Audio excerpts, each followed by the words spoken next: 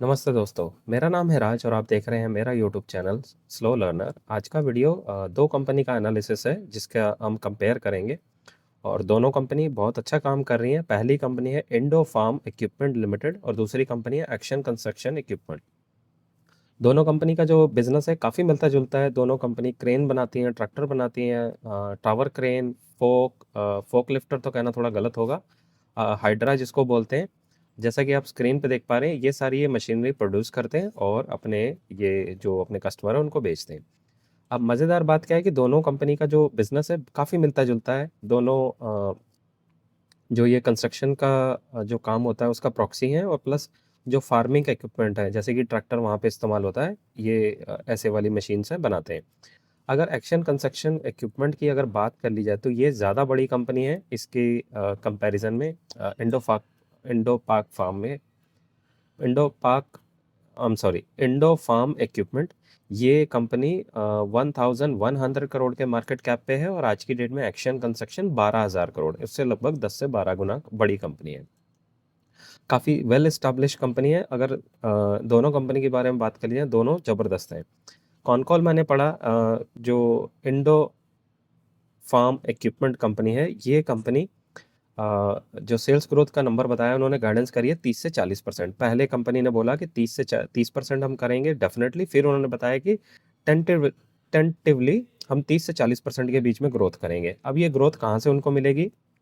ये construction activity start होने वाली है वहाँ से मिलेगी, प्लस जो फार्मिंग का सेशन है वो बारिश अच्छी हुई है वहाँ से इनको आने वाले हैं और इनको अभी जो मार्केट है उसमें डिमांड नज़र आ रही है, वहाँ से इनको ये ग्रोथ नज़र आ रही है।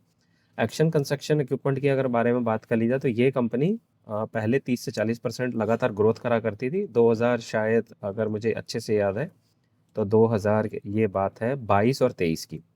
उसके बाद इनका ग्रोथ का जो 24 में भी ग्रोथ ठीक रही थी, लेकिन बाद में इनके नंबर्स थोड़े से नीचे गिरने शुरू हो गए। अभी अगर क्वार्टरली रिजल्ट की अगर बात कर ली जाए एक्शन कंस्ट्रक्शन इक्विपमेंट की, तो माइनस इन्होंने जो ग्रोथ दिखाई है -11% दिखाई है। और अगर एंडो फार्म जो कंपनी है इसकी अगर बात कर ली जाए तो इनके जो नंबर हैं, इनके नंबर 28% से आए हैं। अब यहाँ से हमें क्लैरिटी नहीं मिलती है। होता क्या है कि जैसे मैनेजमेंट आके गाइडेंस बढ़ाती है तो स्टॉक चलना शुरू हो जाता है। अब एक्शन कंस्ट्रक्शन का जो एस जिसको हम शॉर्टकट में बोलते हैं, उनकी मैनेजमेंट आती है और अपनी आके गाइडेंस बढ़ाती है। 12 से 15% इन्होंने गाइडेंस दी थी पिछले क्वार्टर में, यानी कि Q4 में, जो अप्रैल मई के बीच में आता है, जो कि रिजल्ट रहता है दिसंबर से मार्च तक का बीच का Q4 जिसको हम बोलते हैं एज पर फाइनेंशियल ईयर। तो वहाँ पे इन्होंने गाइडेंस जो दी थी 15% के आसपास दी थी, और ये जो क्वार्टर आया है ये Q1, यानी कि ये जो मार्च से लेके जून तक का जो रिजल्ट आया और जिसको इन्होंने अगस्त में, जुलाई अगस्त अगस्त में आई थिंक इन्होंने कॉन कॉल किया था, तो उसमें इन्होंने गाइडेंस को बढ़ा के 30 से 40% दोबारा से करा है, जो कि मज़ेदार बात है। अब यहाँ से होगा क्या? इन्होंने बताया कि जो गाइडेंस इनको नज़र आ रही है, इन्होंने नितिन गडकरी जी से बात करी जो हमारे रोड फाइनेंस रेल मिनिस्टर हैं, और उन्होंने बताया कि वो पैकेज भी रिलीज़ करने वाले हैं जहाँ से इनको ग्रोथ नज़र आ रही है। पहले 2 लाख करोड़ का होएगा, फिर 5 लाख करोड़, फिर 7 लाख करोड़, ऐसे करके इन्होंने बताया था, नंबर है। कॉन कॉल पीपीटी में दोनों में अच्छे से मेंशन करा है, आप जाके एक बारी पढ़ लेना। तो वहाँ से इनको ये नंबर नज़र आ रहा है। अब इससे इनको जो क्लैरिटी है धीरे धीरे नज़र आनी शुरू हो गई है और यहाँ से इनका स्टॉक और जो नंबर हैं दोनों के दोनों परफॉर्म कर सकते हैं। अगेन आपको कह रहा हूँ, किसी भी तरह का बाय सेल रिकमेंडेशन ये नहीं है, ये जस्ट प्योरली एजुकेशन पर्पस के लिए आपको बता रहा हूँ। अब इन दोनों कंपनी को कंपेयर इसलिए कर रहे हैं कि दोनों मिलता जुलता काम करती हैं, आसान है इनको कंपेयर करना एक दूसरे से। क्या करते हैं, सीधा चलते हैं कंपनी के बिजनेस जो जो इन्होंने क्वार्टरली रिजल्ट दिए, ईयरली रिजल्ट दिए, थोड़ा सा वहाँ देख लेते हैं, फिर इनका चार्ट देख लेते हैं और चलते हैं।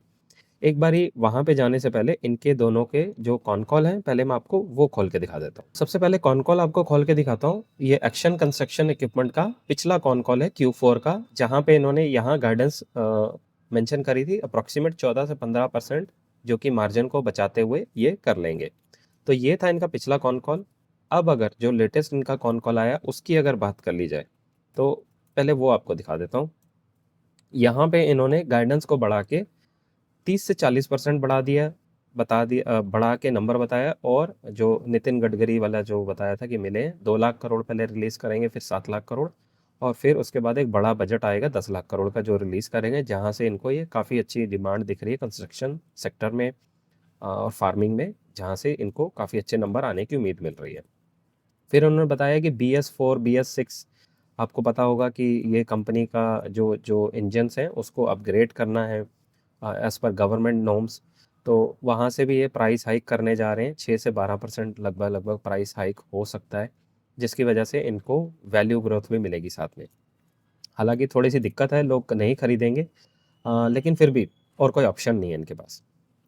फिर गाइडेंस अच्छे जो साइन बताए कि गोइंग फॉरवर्ड, इन्होंने बताया कि मानसून अच्छा है, फेस्टिवल सीज़न आने वाला है, उसकी वजह से जो क्रेडिट है यानी कि जो पैसा है लोगों के पास अवेलेबल है, डिमांड इनको इम्प्रूव होती हुई दिख रही है। ठीक है। फिर ग्लोबल हेडविंड्स, जो ग्लोबल टेंशन चल रही थी, वो थोड़ा सा ईज आउट होने जा रहे हैं। तो ये काफ़ी चीज़ें इन्होंने बताया जिसके वजह, और फिर साथ में जो यूनियन बजट है जहाँ पे हमारे जो फाइनेंस मिनिस्टर है उन्होंने भी कुछ चेंजेस करें, जिसकी वजह से परचेसिंग पावर बढ़ रही है। बाकी आप कॉन कॉल में जाना, अच्छे से पढ़ना और देख लेना।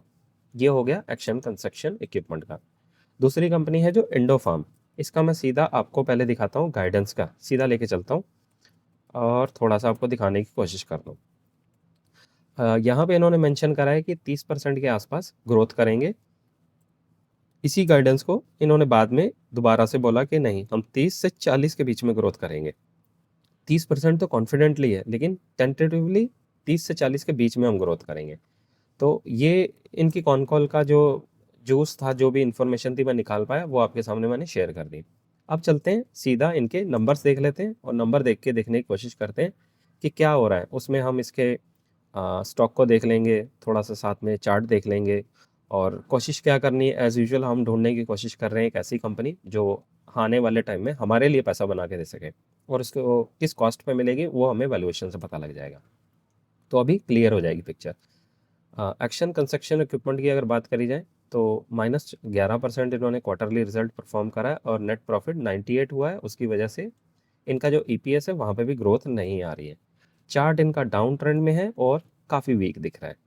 अगर इंडो फार्म की अगर बात कर ली जाए तो अभी ये नई कंपनी है, लेकिन इनके क्वार्टरली रिजल्ट की अगर बात करी जाए तो 28% से ग्रोथ इन्होंने दिखाई है, और ईपीएस ग्रोथ इनके भी नहीं आई क्योंकि नेट प्रॉफिट मार्जिन काफ़ी कम हुए क्योंकि इनके मार्जिन कॉन्ट्रैक्ट हो गए। अगर चार्ट की बात करी जाए इनके राउंडिंग बॉटम चार्ट, मुझे इंडो फार्म का ज़्यादा बेहतर लग रहा है, लेकिन ये अधूरी पिक्चर है।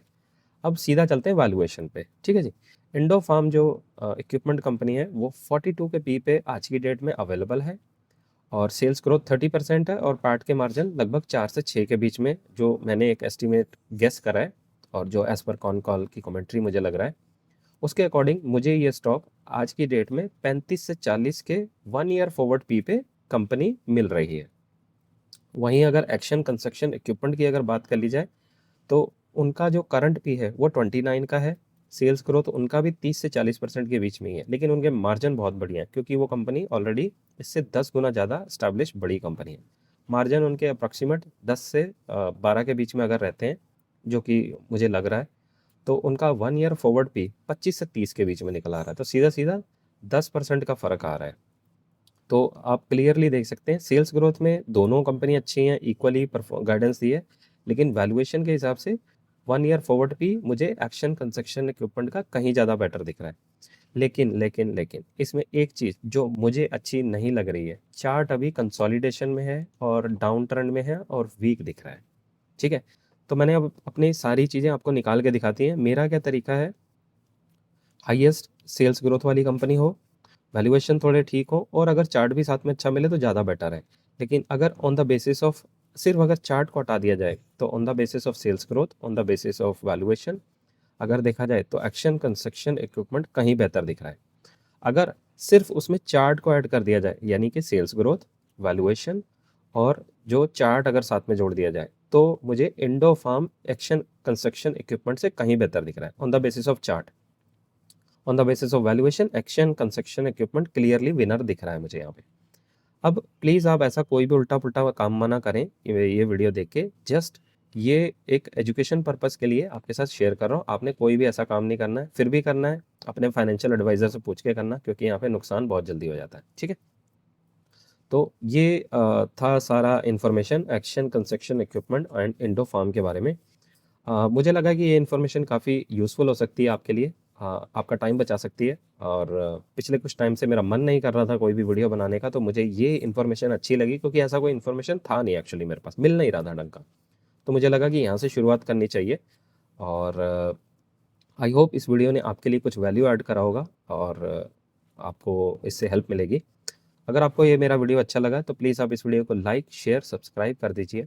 आपका ऐसा करने से मुझे बहुत मोटिवेशन मिलता है और फिर मैं आपके लिए लगातार वीडियो बनाकर लाता रहूँगा। तो ये था वीडियो। मिलते हैं अगली वीडियो में, तब तक के लिए सीखते रहिए, खुश रहिए, इन्वेस्ट करते रहिए। Thank you.